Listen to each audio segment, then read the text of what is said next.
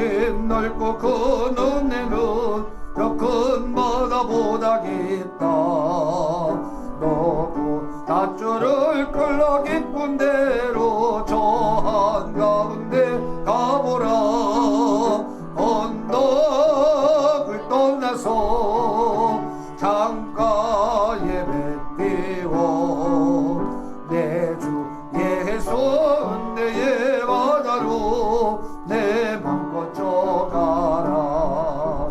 왜 너 인생은 언제나 거기서 저 큰 바다 물결 보고 금이 모르는 깊은 바다 속을 보내하려 안 보라. 언덕을 떠나서 장파에 뱉띄워 내 주 예수 은혜의 바다로 내 맘 거쳐가라.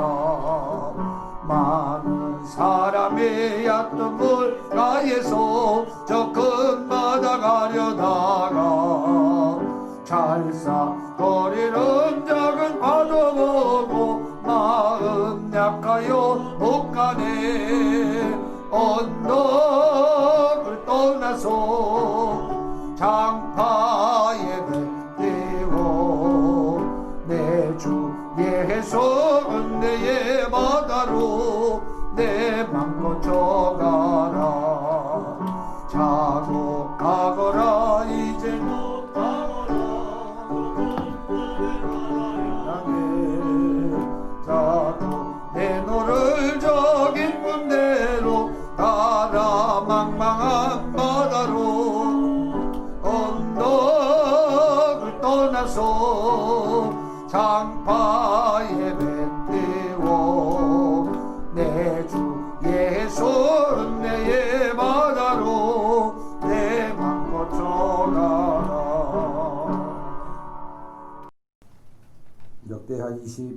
열왕기하 20장 12장 12절에서 21절 말씀.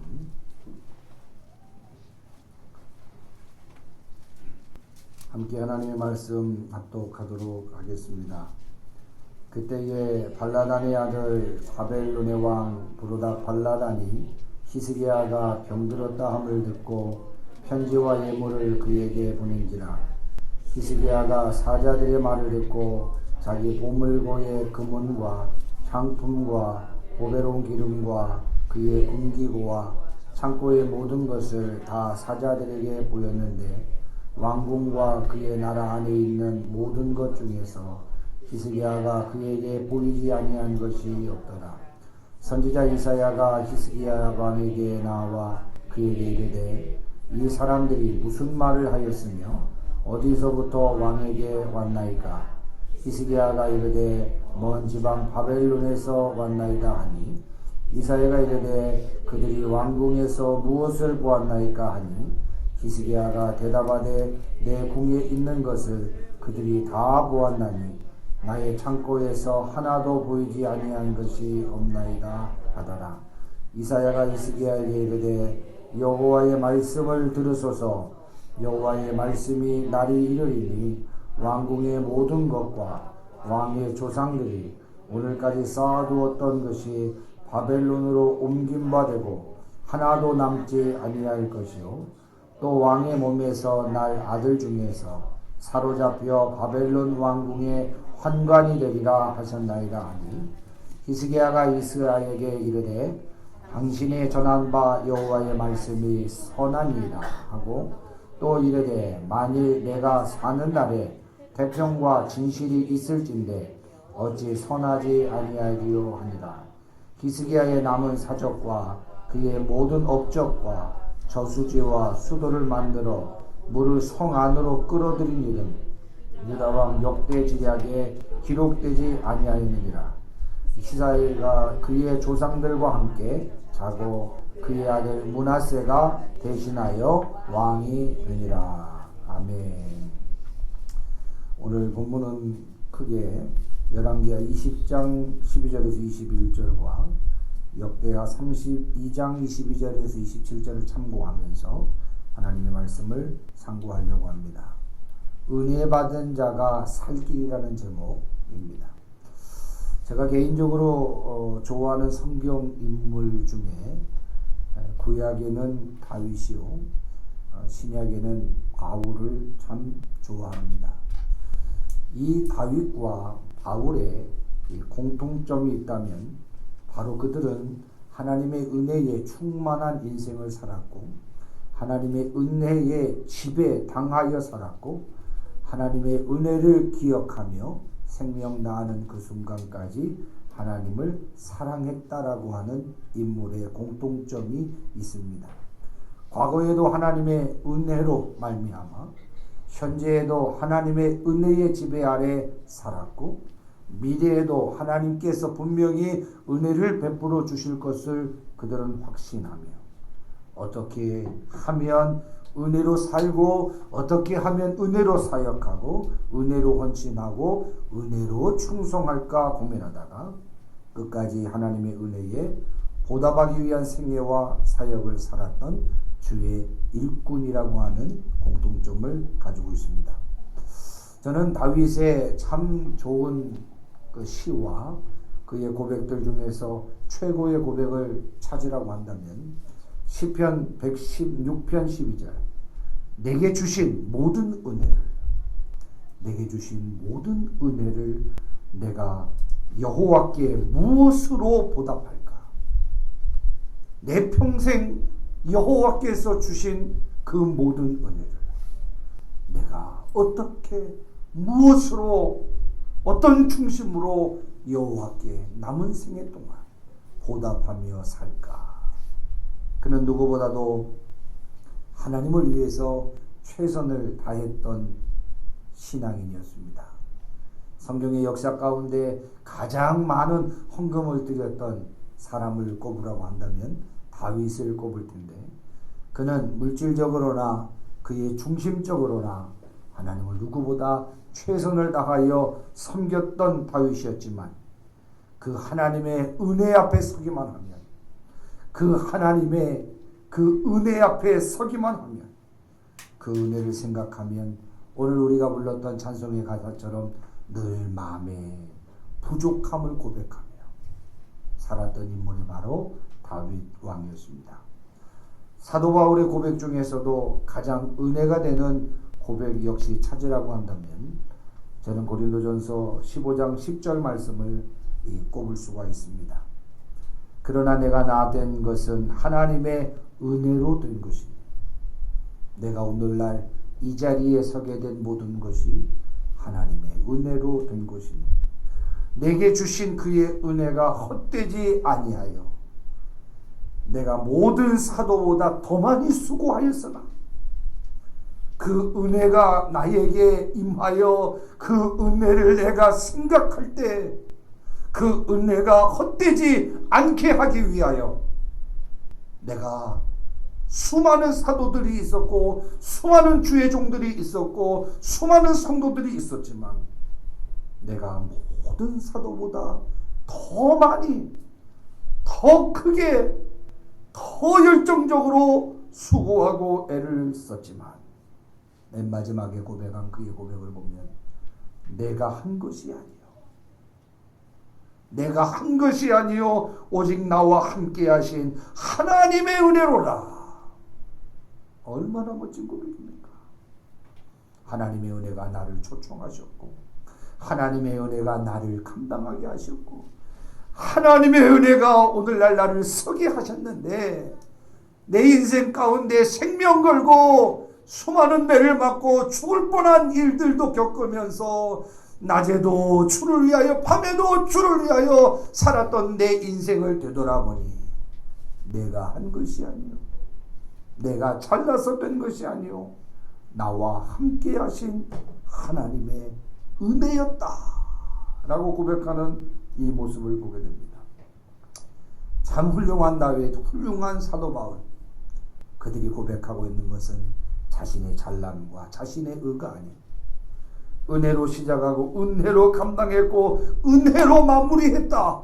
하나님의 은혜가 오늘 나를, 하나님의 은혜가 오늘 우리의 가정을, 하나님의 은혜가 오늘 우리의 교회와 이 나라 이 민족에 관여하셔서 오늘에 있게 되었다라고 하는 이 고백들. 사랑하는 성도 여러분, 오늘 우리 인생 역시 오늘날까지 존재하고 때로는 너무 어려워서 살 수 없을 지경에 우리가 서게 되지만 그럼에도 불구하고 버티고 있는 모든 이유는 다른 것으로 설명할 수 없는 나의 공로가 아닌 오직 하나님의 은혜밖에 없음을 우리는 고백하지 않을 수가 없습니다. 오늘 본문에 나오는 히스기야 왕 역시 하나님의 은혜 속에 살았던 생애였습니다. 히스기야 왕은 아버지를 잘못 만났는데 그의 아버지는 가장 사악한 왕, 하나님을 멀리하고 우상 숭배에 앞장섰고 하나님을 두려워하기보다 주변의 왕들을 더 두려워했던 그 불신앙 아버지 밑에서 자랐지만 아버지도 그를 버리고 아버지도 그의 신앙생활을 못하게 핍박하고 박해했지만 하나님의 은혜의 손길이 히스기야의 몸을 넣고 히스기야를 놓치지 않은 결과 하나님의 은혜로 히스기야는 25세의 젊은 나이에 왕이 올라 어느 누구보다도 여호와 보시기에 정직하게 행하였고 아버지가 사람을 의지하고 아버지가 주변 나라를 의지하고 아버지가 우상 숭배하는 것을 보고 자랐던 그의 어린 시절 분명 하나님을 의지하지 아니한 그 잘못된 신앙적 아버지의 모습을 보고 자란 그는 철저하게 사람을 의지하지 않고 여호와 하나님만을 의지하고 여호와 하나님과 연합하여 떠나지 아니하고 누구보다도 열심히 하나님의 계명을 하나님의 말씀을 지킨 결과 아버지로 인하여 나라가 가장 어렵고 힘든 상황 속에 왕위를 계승하였지만 하나님의 은혜로 인하여 왕위를 감당하였고 그의 나라는 하나님의 은혜로 태평성대를 누리고 살게 되었던 것입니다. 그러던 중에 히스기야 왕이 은혜 속에 인생을 잘 마무리하고 은혜 속에 철저하게 하나님의 지배를 당하며 살아야 하는데 오늘 본문에 우리가 읽어봤지만 살 길이 아닌 죽을 길, 또 그 죽을 길을 선택하고 죽을 병에 걸리게 됩니다. 그래서 히스기야는 39세에 어떻게 보면 젊은 나이에 죽을 병에 걸려서 살지 못하게 됩니다. 그러나 그는 절대절명의 위기를 만나고 하나님의 은혜 속에서 살았던 자신의 생애가 하나님의 은혜와 하나님만을 바라보지 못한 결과로 인하여 하나님의 무서운 심판 앞에 섰을 때에 다시금 회개하고 회복하여 나의 살 길은 우리의 민족의 살 길은 다른 방도가 아닌 다시금 하나님의 은혜 앞에 서야 되는구나.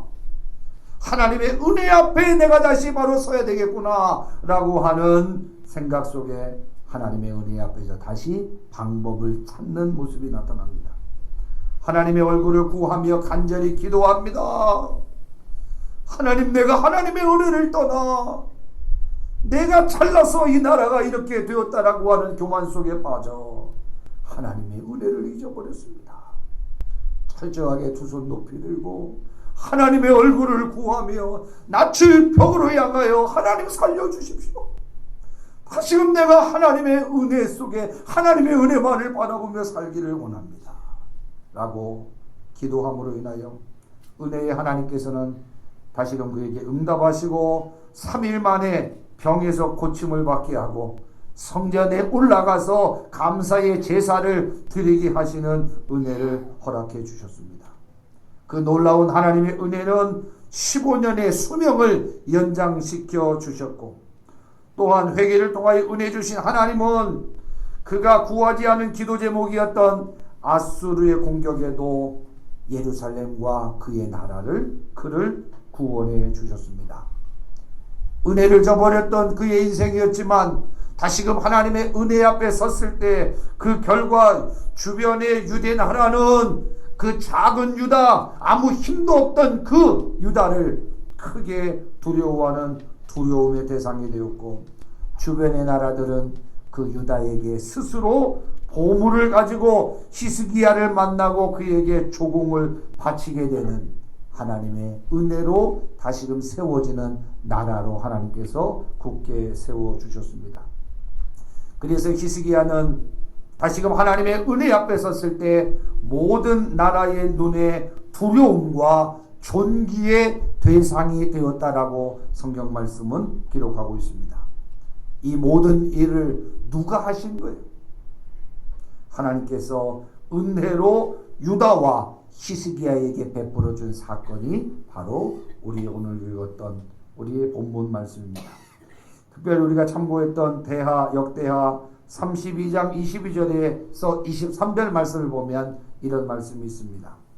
이와 같이 여호와께서 히스기야와 예루살렘 주민을 아수르 왕 사네립의 손과 모든 적국의 손에서 구원하여 내사 사면으로 보호하시며 여러 사람이 예물을 가지고 예루살렘에 와서 여호와께 드리고 또 보물을 유다 왕 히스기야에게 드린지라. 이후부터 히스기야가 모든 나라의 눈에 존귀하게 되었더라. 이후부터 히스기야가 모든 사람의 모든 나라의 눈에 존귀하게 되었다. 하나님의 은혜와 축복으로 짧은 시간에 젊은 나이에 번성하게 되는 축복을 누리게 됩니다. 이때 히스기야가 누린 번성은 아주 극에 달했다라고 성경 기록하는데 역대하 32장 27절에서 30절 말씀에 나타납니다. 히스기야가 부와 영광이 지극한지라. 이에 은금과 보석과 향품과 방패와 온갖 보배로운 그릇들을 위하여 창고를 세우고 곡식과 새 포도주와 기름의 산물을 위하여 창고를 세우며 온갖 짐승의 외양간을 세우며 양떼의 우리를 갖추며 양떼와 많은 소떼를 위하여 성읍을 세웠으니 한번 따라할까요? 이는 하나님이 그에게 재산을 심히 많이 주셨으며 또 32장 말씀에 계속되는 말씀은 이 히스기야가 또 기럐의 윗샘물을 막아 그 아래로부터 다윗성 서쪽으로 곧게 끌어들였으니 히스기야가 그의 모든 일에 형통하였더라. 하나님의 은혜로 유다 나라는 하나님의 은혜를 갈구하는 히스기야로 인하여 온갖 보물과 가축이 크게 늘어났고 히스기야의 개인적인 재산도 엄청나게 늘어났다. 그가 무슨 일을 하든지 무슨 일을 도모하든지 하나님이 지혜와 능력을 주시니 어느 왕 때보다 어느 나라보다 더 잘 감당하게 되었다.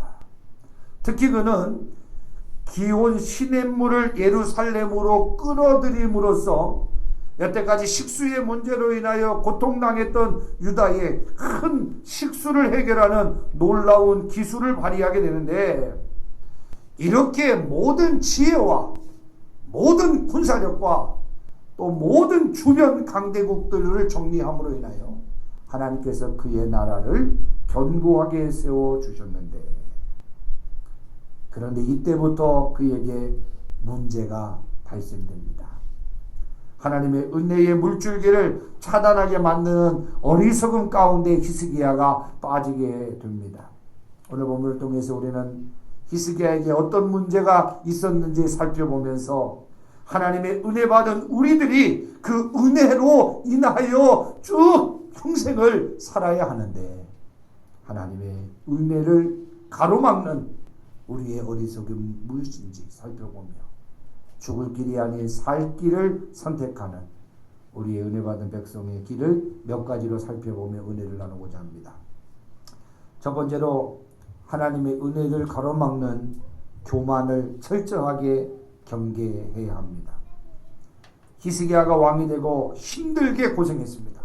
처음부터 히스기야가 태평성대를 이룬 것이 아닙니다.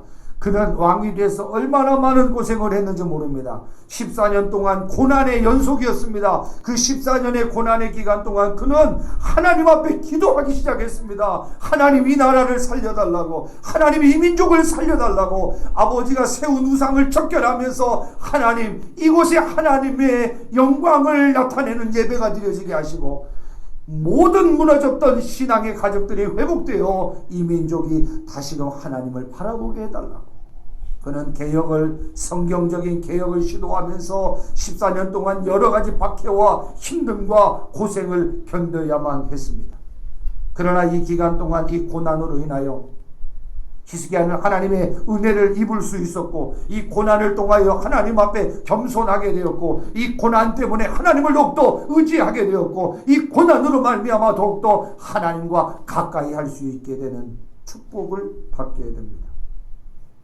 하지만 그가 하나님의 은혜로 모든 고난을 통과하고 형통하고 번성하게 되자 교만에 빠지게 됩니다. 저는 여기서 깨닫는 것은 때로는 고난도 은혜임을 알아야 된다. 하나님 왜 나에게 이런 어려움을 주십니까? 하나님 왜 우리의 가정은 이렇게 망가지고 있습니까? 하나님 왜 나의 삶은 이토록 곤고합니까? 여러 가지 고난 속에 빠져 있을 때 우리는 하나님 앞에 원망하며 불평하지만, 오늘 히스기야의 실수를 보면서 때로는 고난도 은혜가 되는 것이구나.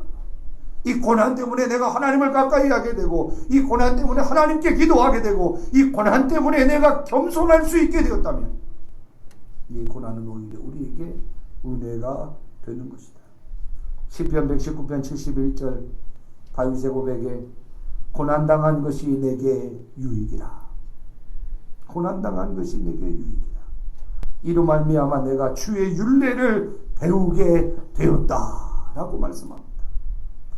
여러분, 오늘 역대하 32장 25절에 보니까요, 히스기야가 14년 동안 하나님의 은혜 앞에 서서 간절하게 겸손하게, 실제로 유다의 왕은 나인 것 같지만 유다의 나라는 우리 하나님이심을 고백하며 하나님의 말씀 앞에 서서, 주의 율례 앞에 서서 나라를 통치했던 그가 마음이 교만하여져서 그가 받은 은혜를 보답하지 않으므로,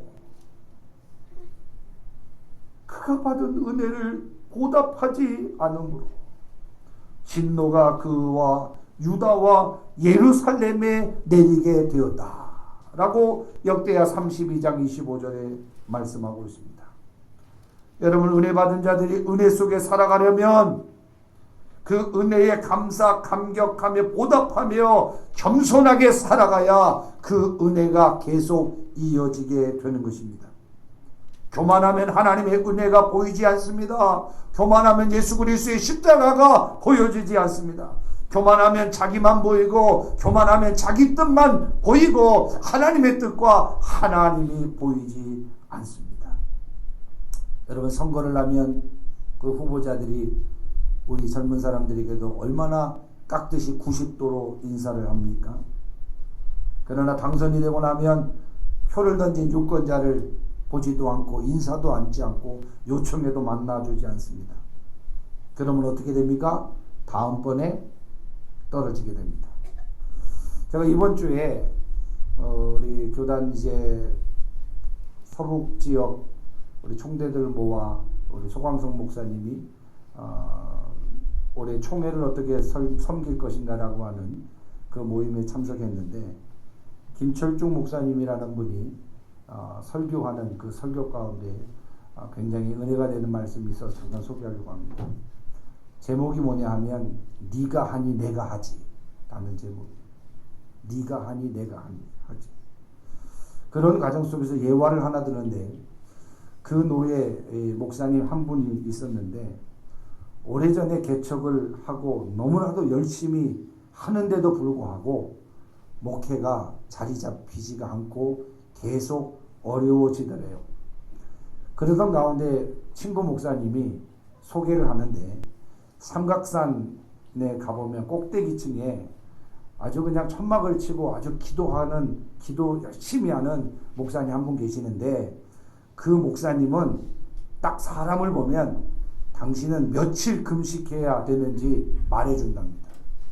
그래서 10일 금식해, 20일 금식해, 40일 금식해 라고 하면 그 시간을 붙잡고 삼각산에서 기도하면 많은 사람들이 응답을 받았다라는 소식을 듣고 너무나도 목회를 잘하고 싶은데 안 되니까 그렇게라도 해서 목회를 한번 잘해봐야 되겠다라고 생각하여 삼각산 그 교회 목사님을 찾아갔다고 합니다. 딱 기도를 받는 순간 5일만 하라고 했으면 좋겠다. 10일만 하라고 했으면 좋겠다. 라고 생각하고 기도를 받는데 당신은 40일 금식해야 되겠다고 딱 던지더라고요. 그래서 이 말을 들었으니 어떻게 해요? 그곳에서 천막을 치고 하루 10일, 20일, 30일, 40일을 금식해 나가는데도 불구하고 하나님께서 아무런 응답을 주시지 않더라고요. 결국 40일 금식하려고 했다가 38일 만에 쓰러져서 119를 타고 병원으로 실려갔다 그래요. 그러던 가운데 정신을 깨고 사람들을 보고 있는데 38일째 쓰러지는 그때에 하나님께서 자신에게 분명하게 말씀하신 그 응답이 하나 있었다 그래요. 그게 뭐냐 하니까 하나님께서 이런 말씀을 하셨더랍니다. 네가 개척을 시작할 때부터 내가 너무 괴로웠다. 네가 개척을 시작할 때부터 내가 너무 괴로웠다. 이런 말씀을 하셨대. 아니 개척을 했으면 정말 하나님 좋아하시고 기뻐하셔야 되는데 네가 개척을 시작할 때부터 나는 너무 괴로웠다 라고 말씀하시더래요.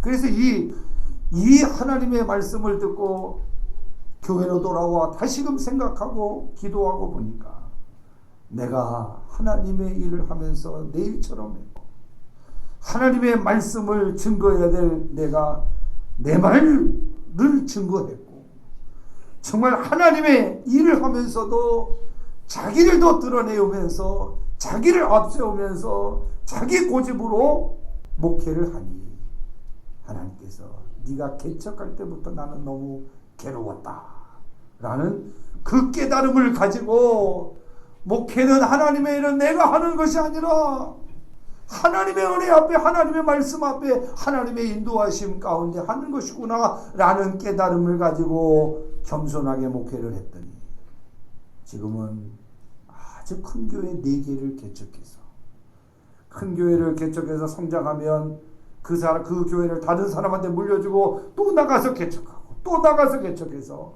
아주 큰 한복로에 소속 4개의 교회를 목회하고 있다라고 하는 그 간증을 듣게 되었습니다. 사랑하는 성도 여러분, 하나님의 은혜를 받은 인생은 절대로 교만하면 안 됩니다. 물질 앞에서 권력 앞에서 재능 가지고 교만하면 안 됩니다. 하나님의 은혜가 멈춰버려요. 은혜의 사람 히스기야의 실수도 이와 같습니다. 그 대표적인 예가 오늘 보면 우리가 읽었던 바벨론 나라로부터 사절단이 왔습니다. 당시에 바벨론은 아수르의 지배를 받는 속국에 불과했습니다. 그런데 작다고 우리보다 작다고 생각했던 유다가 자기의 원수 나라 자기들이 조공을 바치고 있는 아수르를 쳐부쉈기 때문에 이 바벨론 너무나도 신이 났습니다. 그래서 우리의 속국이었던 우리를 지배하고 있었던 그 아수르를 무너뜨리려면 이 작지만 강한 나라인 유다 나라와 손을 잡아야 되겠다라고 생각을 하게 됩니다. 그래서 바벨론 왕은 유다 나라 히스기야의 병세를 확인할 겸 사절단을 그 유다에 파견하게 됩니다. 이것도 모르고 히스기야는 바벨론의 사절단이 찾아온 것을 보고는 아주 의기양양합니다. 히스기야는 아수르의 적인 바벨론과 또한 우호 관계를 맺는다면 아수르를 완전히 견제하고 아수르를 완전히 무너뜨릴 수 있다라고 판단합니다. 그래서 그는 바벨론 사절단에 이렇게 마음을 완전히 열고 모든 국가의 비밀과 또 국가의 재산을 다 보여주고 싶었습니다. 13절 말씀에 뭐라고 말합니까? 히스기야가 사자들의 말을 듣고 자기 보물고의 은과 향품과 보배로운 기름과 그의 군기구와 창고의 모든 것을 다 사자들에게 보였는데 왕궁과 그의 나라 안에 있는 모든 것 중에서 한번 따라할까요? 히스기야가 그에게 보이지 아니한 것이 없더라. 히스기야는 꿍꿍이를 가지고 온 바벨론 사절단에게 자기 보물고의 금은과 향품과 보배로운 물건들을 다 보여주고 무기고의 무기도 보여주고 국방의 기밀까지도 다 공개해 버렸습니다. 히스기야는 예루살렘 왕궁과 나라의 모든 기밀을 보여주지 않은 것이 없을 정도로 다 보여주고 자기의 번성함을 자랑하였습니다. 이 모든 영광이 자기의 지혜와 능력으로 된 것인 것 마냥 자랑함으로 하나님의 영광을, 하나님의 은혜를 가로채고 말았던 것입니다. 사랑하는 성도 여러분, 망하려면 어떻게 하면 망하느냐? 하나님의 은혜를 가로채십시오. 그러면 망하게 됩니다. 내가 망할 건가 흥할 건가를 알아보려면 지금 현재의 내 가정에, 내 심령에, 내 사업장에 하나님의 은혜가 은혜로 인정되고 있는가를 살펴보면 내가 망할지 흥할지를 알 수 있게 되는 것입니다.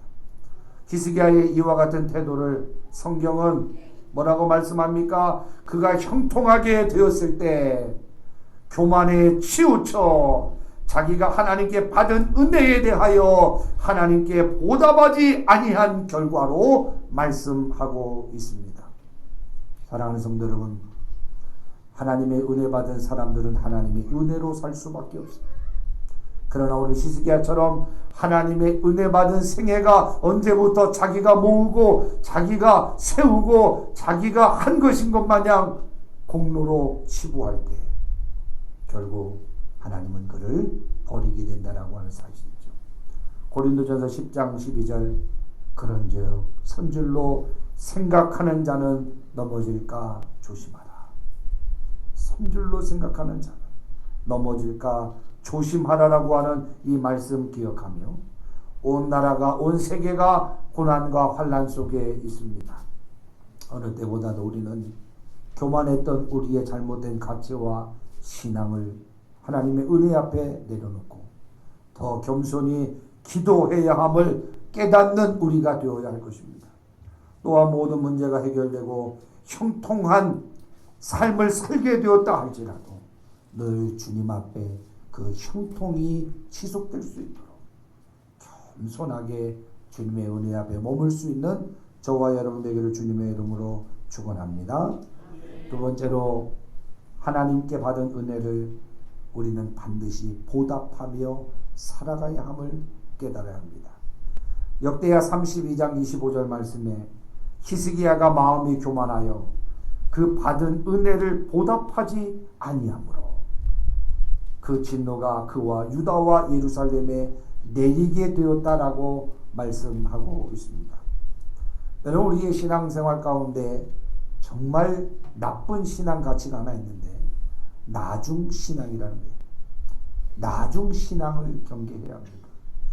우리가 부모를 섬기고 부모께 효도한다 말하지만 자식들에게 유일한 핑계가 하나 있습니다. 지금은 내가 형편이 좋지 않아. 지금은 내가 월급을 제대로 받지 못하. 지금은 나도 먹고 살기 힘들어. 엄마 나중에, 아빠 나중에 효도할게요 하지만 그 준비돼서 효도할 때쯤 되면 부모는 다 하나님 품에 가게 된다라고 하는 사실, 그것이 바로 나중 효도. 오늘 우리의 신앙생활 가운데에서 더 크게 하나님의 은혜와 하나님의 복을 받지 못하는 이유가 여기 있습니다. 나중 신앙 때문에 그래요. 하나님, 지금 내가 너무나도 사업이 바쁘니 나중에 하나님을 섬길게요. 하나님, 내가 지금 공부하기가 너무나도 힘들어서 나중에 하나님 성경 읽게요. 나중에 전도할게요. 나중에 헌신할게요. 나중에 하나님 헌금할게요. 여러분, 하나님의 은혜를 연속적으로 이어가려면 이 나중 신앙을 경계해야 합니다.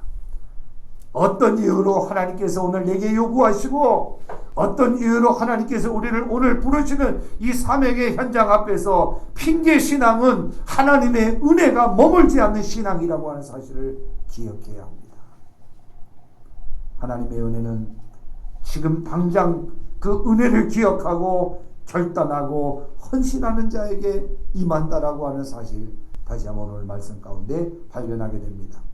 성경은 히스기야가 교만에 빠졌기 때문에 하나님께 받은 은혜에 보답하지 않았다라고 말씀합니다. 오늘 우리가 핑계하고 나중신앙을 말하고 있는 이유는 정말 없어서의 문제가 아니라 지금 바빠서의 문제가 아니라 교만에 졌기 때문이라고 하는 사실을 발견해야 합니다. 여러분, 교만이 무엇입니까? 교만이 무엇이에요? 하나님의 은혜를 기억하지 않고 살아가는 것이 교만입니다. 기억한다고 하면서 보답하지 않으면서 살아가는 것이 바로 교만이라고 저는 오늘 말씀 가운데 깨닫습니다.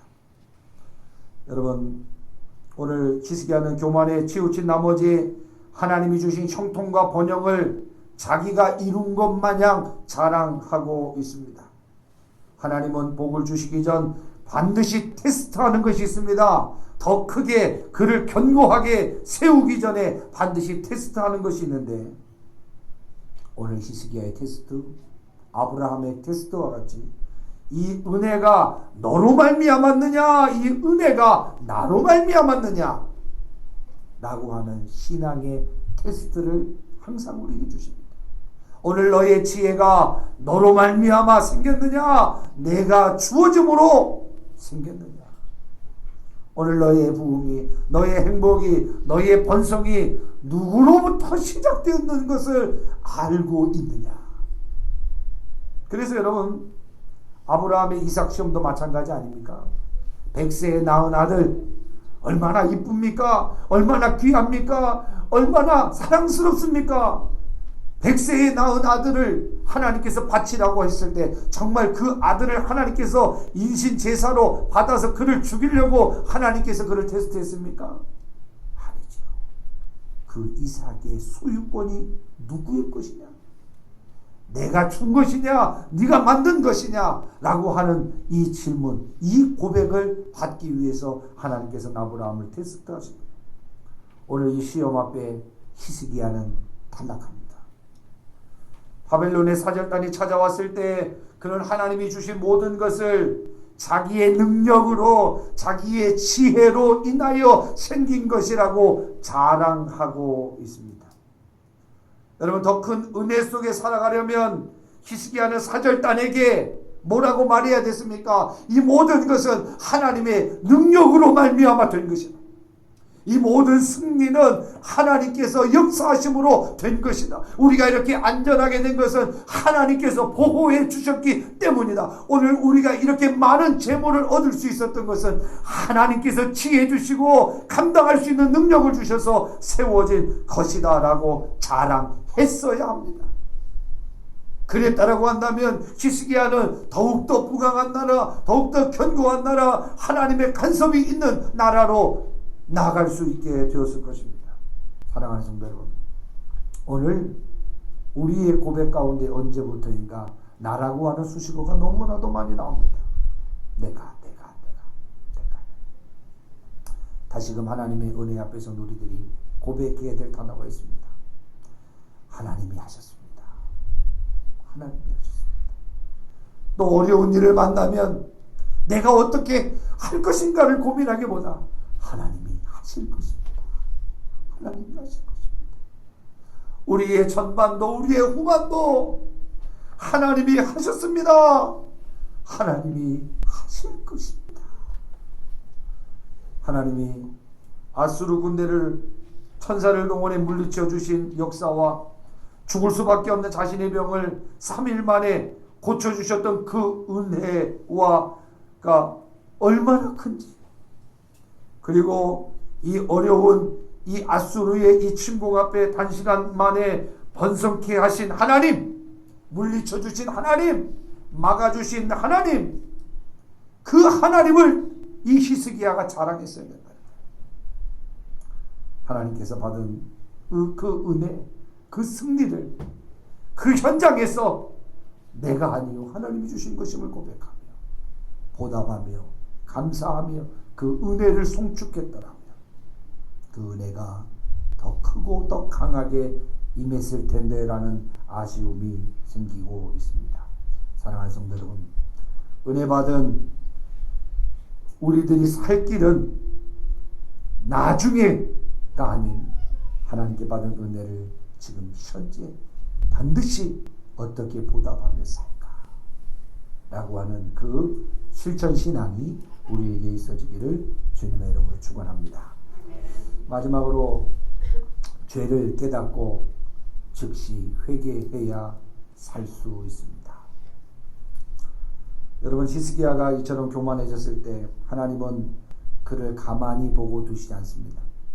하나님은 하나님의 자녀이기 때문에 그 자녀가 죄를 저지르고 죄에 노출되고 죄로 인한 생각을 가지고 살아가면 반드시 하나님께서는 사랑하는 그 자녀들에게 책망하시고 진노하시는데, 오늘 히스기야를 하나님께서 너무나도 사랑하셨기 때문에 그에게 즉각 징계를 내리셨습니다.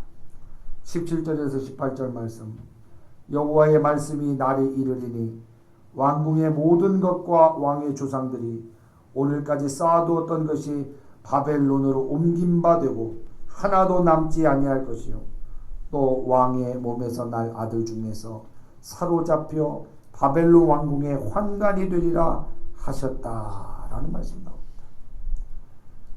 여러분, 정말 불행한 일이 아닐 수가 없습니다. 히스기야가 교만에 빠져서 바벨론 사절단에게 보여준 온갖 보물들은 바벨론 왕의 마음에 유다를 침공하여 반드시 차지해야 되겠다라고 하는 강력한 동기를 부여하게 된 사건이라고 합니다. 그리고 하나님은 히스기야가 스스로 영광을 취하며 자랑했던 그 모든 것들이 바벨론에 넘어갈 것이다 라고 하는 그 징계를 선언하셨습니다. 이 오늘 우리가 읽었던 이 말씀의 선언은 실제로 100년 후에 유다 나라가 바벨론에게 멸망하면서 그대로 성취되는 아픈 결과가 나타나게 됩니다. 히스기야는 하나님의 말씀을 듣는 순간 철저하게 회개하기 시작합니다. 내가 아니었구나. 내가 한 것이 아니었구나. 내가 잘나서 된 것이 아니구나. 하나님이 하셨던 것을 왜 내가 한 것이라고 말하고 내가 한 것이라고 생각했을까? 여태까지 우리의 아버지의 악한 아버지를 만나서 정말 내가 하나님 의지하고 살 때는 아버지의 핍박까지도 받으면서 하나님 지켜주시는 은혜를 경험하며 살았는데, 하나님의 은혜가 나를 이렇게 견고하게 세워줬는데 언제부터인가 내 마음속에 교만이 들어와 내가 한 것이라고 자랑하고 내 것이라고 고집하며 살게 됨으로 인하여 이렇게 하나님의 은혜가 떠나버리니 내가 이렇게 망하게 되는구나. 내가 이렇게 철저하게 무너지게 되는구나 라는 이 깨달음 속에서 하나님, 내가 교만했습니다. 하나님, 내가 너무나도 교만했습니다. 내가 하나님 너무 잘난 체하고 내가 너무나도 하나님 보시기에 악을 행하였습니다. 오늘 히스기야는 자기의 교만을 크게 깨닫고 후회하고 즉시 회개하기 시작합니다. 19절 말씀이죠. 히스기야가 이사야에게 이르되 당신이 전한 바 여호와의 말씀이 선하니이다 하고 또 이르되 만일 내가 사는 날에 태평과 진실이 있을진데 어찌 선하지 아니하리요 하니라. 히스기야는 하나님이 내가 하나님의 은혜를 저버리고 딴 길로 갔음으로 인하여 이렇게 진노하겠다라고 하나님의 이 선언 앞에 하나님 이 일을 제기하지 않습니다. 하나님이 나에게 징계를 내리시는 것은 선합니다. 옳습니다. 내가 악해서 하나님이 이렇게 벌을 내리신 겁니다. 자신의 죄로 당연히 받고 그 형벌을 하나님의 선한 징계라고 그는 받아들이고 철저하게 하나님 앞에 회개함으로 인하여 하나님의 선한 그 진노 앞에 믿음으로 회개로 나아가고 있는 모습이 오늘 본문의 말씀입니다. 결론의 말씀입니다. 사랑하는 성도 여러분, 오늘 우리의 국가의 이 고통과 세계적인 이 고통은 오늘 우리의 이 고통과 이 어려움을 바라보면서 우리 믿는 자들은 판단하고 정죄하고 원망하고 불평하는 자세를 취해서는 안 됩니다. 오늘 본문 말씀에 돌아가 하나님의 은혜 때문에 세워진 이 민족, 하나님의 은혜로 말미암아 세워진 이 교회, 우리의 나라, 나 자신이 하나님의 은혜를 저버린 결과 하나님의 진노 앞에, 하나님의 이 책망 앞에 서 있다라고 하는 것을 발견하고, 하나님, 이 고통을 주신 하나님의 거룩한 뜻은 선하나이다. 오늘 우리가 살 길은 철저하게 회개하고 여호와 하나님께로 돌아오고 예수 그리스도의 보혈의 십자가 앞에 다시금 겸손하게 서서 하나님을 더욱더 철저하게 신뢰하고 의지하며 살아감으로 인하여 은혜 받은 자들이 살 길이 무엇인지 오늘 본문에 다시금 발견하여 은혜 받은 자로서 더욱더 교만하지 않고 겸손하게 서서 정말 철저하게 하나님의 은혜를 받은 것들을 보답하며 살고, 내가 하나님의 은혜를 저버렸던 행동들이 있다, 철저하게 회개하고 하나님 앞에 나아감으로 은혜 받은 자들이 죽을 길을 선택하는 것이 아니라 살 길을 선택하여 승리할 수 있는 저와 여러분들을 주님의 이름으로 축원합니다. 기도하겠습니다. 거룩하신 하나님, 오늘 우리가 범죄하였나이다. 거룩하신 하나님, 우리가 하나님의 말씀대로 살지 않았나이다. 거룩하신 하나님, 우리가 주의 은혜를 받았다라고 말하면서도 주의 은혜를 고백하며 감사하며 보답하지 못하고 살았나이다. 오늘 우리의 아픔은, 우리의 고통은, 이 나라 이 민족의 이 재난은 은혜 받은 우리들이 은혜 받은 자로서의 삶을 살지 못함으로 인하여 발생된 것임을 깨달았사오니 다시금 나의 나된 것이 하나님의 은혜임을 고백하며 교만으로 똘똘 뭉쳐있고 나가 하면 된다라고 하는 세상적 가치와 잘못된 자본주의적 가치를 가지고 살아가고 있는 우리의 모습들을 하나님 앞에 철저하게 부숴버리며 내가 아니요 나와 함께 하신 하나님의 은혜로 되어지는 이 하나님 우리의 원칙들이 우리의 삶에 반드시 나타날 수 있도록 믿음으로 선한 싸움 싸워 나갈 수 있는 저희 모두가 될 수 있도록 축복하여 주옵소서. 예수님의 이름으로 기도합니다. 아멘.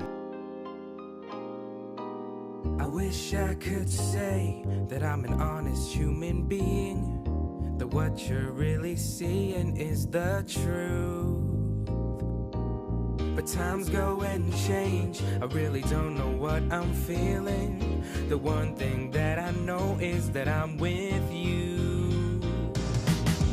I know there's pain, cause life it ain't so easy, and people go and leave you all alone. And I can't complain, I've been blessed with many things, and in the end I know that